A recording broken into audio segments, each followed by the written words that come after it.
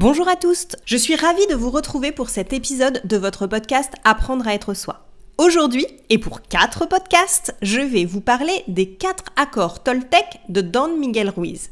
C'est parti!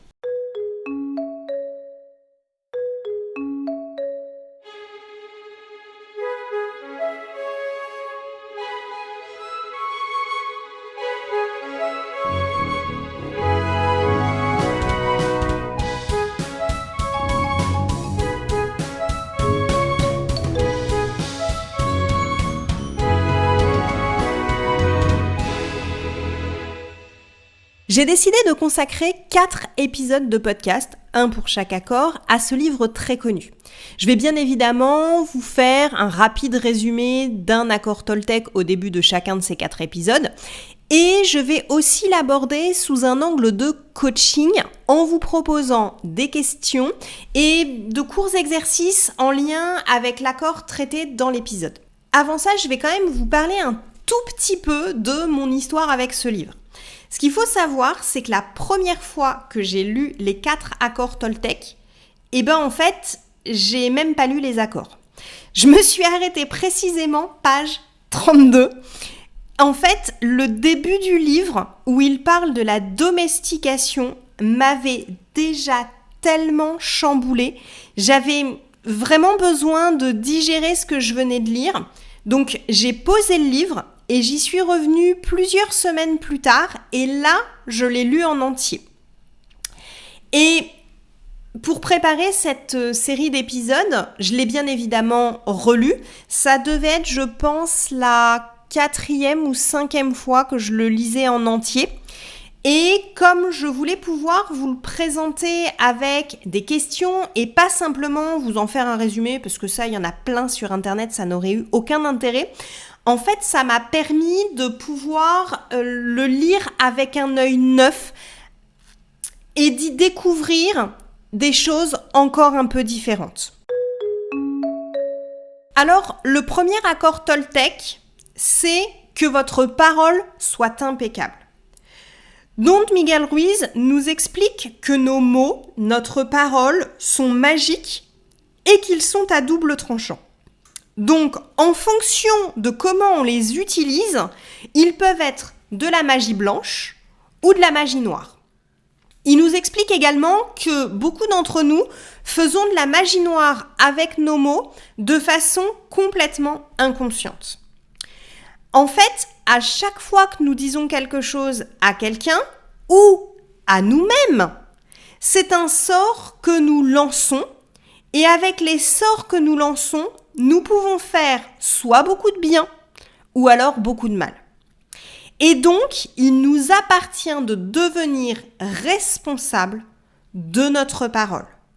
Encore une fois, envers les autres, mais aussi envers nous-mêmes. Enfin, il aborde comment, en ayant une parole impeccable, cela va nous immuniser contre les sorts de magie noire, c'est-à-dire les médisances, les rumeurs, les méchancetés que les autres nous lancent. Et ça, c'est pas pour faire du teasing, mais ce sera un peu plus développé dans le 2e accord Toltec. Comme je vous l'ai dit, je ne vais pas simplement m'arrêter là, mais je vais vous donner des pistes pour travailler cet accord. Et là, j'ai choisi de vous donner 3 conséquences de cet accord.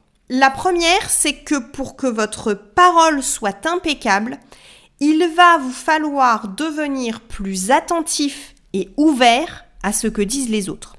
Quand vous discutez avec quelqu'un, ce que je vous conseille, c'est déjà de laisser la personne aller au bout de son raisonnement. Nous avons tous tendance, avec quelques mots ou quelques phrases, à penser que nous avons compris tout ce qu'on veut nous dire. Pratiquer l'écoute active est une véritable compétence qui se travaille. Donc, laissez les gens finir de s'exprimer, s'il vous plaît. Vous verrez que vous allez déjà apprendre beaucoup de choses et que ça va vous éviter beaucoup de soucis. Ensuite, si possible, reformulez ce que vous pensez avoir compris de ce que la personne vous a transmis afin qu'il n'y ait pas de quiproquo et de malentendus. Enfin, répondez à la personne en tenant compte de l'impact que cela aura sur elle et ses émotions. La deuxième conséquence de cet accord, c'est d'arrêter de lancer ou de propager des rumeurs. Et là, j'ai choisi de vous proposer des questions pour résoudre ce problème-là, pour faire l'état des lieux de où vous en êtes par rapport à ça. Est-ce que dernièrement, vous avez critiqué quelqu'un derrière son dos ? Est-ce que vous avez donné de l'importance et ou propagé une rumeur ? Avez-vous critiqué quelqu'un juste parce que vous étiez en colère, blessé ou pour vous venger ? La prochaine fois que vous avez envie de faire cela, prenez le temps de lister 3 qualités de la personne que vous voulez critiquer en face ou derrière son dos. Et si elle vous a blessé, essayez de vous demander ce qui l'a amené à se comporter comme cela avec vous. J'en reparlerai plus précisément la semaine prochaine quand on fera le 2e accord Toltec, mais un des principes de PNL, qui est la programmation neuro-linguistique, est que chaque personne fait de son mieux avec ce qu'elle est à cet instant donné, donc son histoire, son éducation, ses émotions, ses besoins du moment. Donc, essayez toujours de vous mettre le plus possible à la place de la personne. La 3e conséquence dont je voulais vous parler, c'est que cet accord ne vous demande pas de vous taire en toutes circonstances, bien au contraire. Avoir une parole impeccable, c'est pas se taire, c'est dire ce qui est juste. Et le silence, il est parfois respectueux, il est parfois nécessaire. Mais il peut également être lâche ou malhonnête. Et souvent, les pires choses arrivent non pas par le nombre de sympathisants, mais par le nombre de gens qui se taisent. Donc voici les 3 questions que je vous invite à vous poser. Quelles sont les choses vous concernant que vous n'osez pas partager ? Qu'est-ce qui fait que vous ne les partagez pas ? Et comment vous sentiriez-vous si vous pouviez enfin exprimer chacune de ces choses ? Donc là, on est sur ce qui vous concerne et que vous cachez aux autres. Deuxième question, dans quelles circonstances avez-vous gardé le silence face à une injustice ? Et comment pouvez-vous y remédier maintenant ? Enfin, à quelle occasion avez-vous gardé le silence en pensant protéger quelqu'un ? Les mensonges, même s'ils partent d'une bonne intention, sont toujours, in fine, une source de souffrance. Brad Blandon explique que la principale source de souffrance psychologique est le manque d'honnêteté envers soi-même et envers les autres. En pensant se protéger ou protéger les personnes que l'on aime, on génère du mal-être, de la douleur et ou du stress. Alors, attention, c'est pas pour ça qu'il faut dire tout ce qui vous passe par la tête n'importe quand et n'importe comment.